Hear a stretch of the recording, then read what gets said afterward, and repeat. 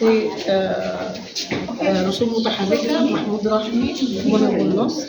أنا عاملاها على طريقة الديكوباج. وهنا في الشخصية التانية برضو اللي هي شخصية محمد هنيدي، سوبر هنيدي. دي برضو شخصية من الشخصيات الكرتونية سوبر هنيدي.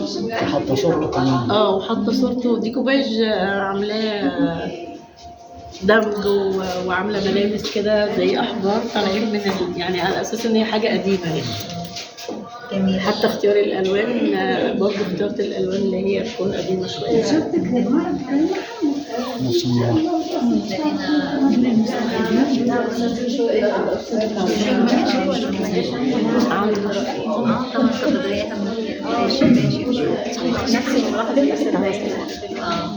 هو اشتغل لوحة عن المغموم الخمس.